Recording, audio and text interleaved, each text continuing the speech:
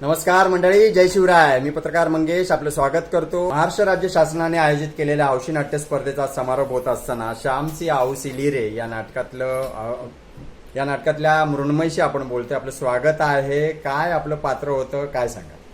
नमस्कार, माझं नाव मानसी राजेंद्र उतेकर आणि मी श्याम तुझी आऊस इलिरे या नाटकामध्ये मृण्मयी हे पात्र करत होते.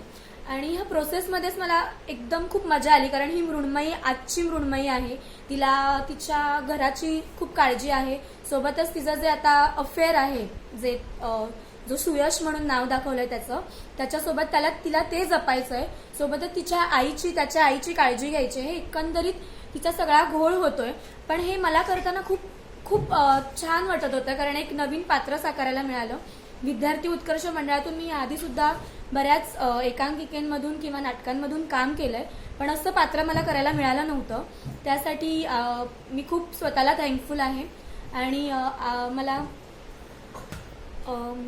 हौशी नाट्य स्पर्धेमधलं हे माझं दुसरं नाटक आहे. आणि एकंदरीत प्रोसेसमध्ये फार मजा येते. जेव्हा 2 अंकी नाटक करायचं असतं तेव्हा एक दडपण पण असतं आणि एक खूप चांगला अनुभव मिळतो आपल्याला. तर मी सगळ्यांना सांगेन की आपण अशीच स्पर्धेत तुम्ही सहभागी व्हा प्रत्येक वेळी आणि उत्साह वाढवा. राज्य शासनाने आयोजित केलेल्या स्पर्धेमध्ये अधिकाधिक तरुणांनी भाग घ्या असं आम्ही आवाहन करतो. आणि आपणही आपल्या या महाराष्ट्र राज्य नाट्य स्पर्धेतल्या ज्या मुलाखती आहेत, त्या मुलाखतींच्या बद्दल ज्या कमेंट्स आहेत त्या नक्की कमेंट बॉक्समध्ये व्यक्त कराल. महाराष्ट्र राज्य शासन या स्पर्धा आयोजित करत असतात. मानसी, आपण आमच्याशी संवाद साधला त्याबद्दल मनापासून धन्यवाद. थँक्यू. सगळ्यांनाच मी सांगेन की अशी गव्हर्नमेंटने ज्या स्पर्धा घेतल्यात त्यात सहभागी व्हा आणि उत्साह वाढवा.